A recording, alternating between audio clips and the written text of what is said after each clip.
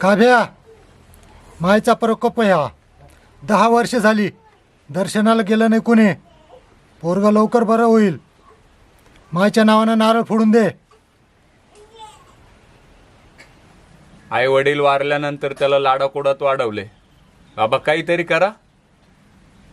हो काहीतरी करा ना. 50 रुपये दे. मायच्या नावाची पूजा करतो. पोरग उद्या उड्या मारायला लागल. दे पैसे.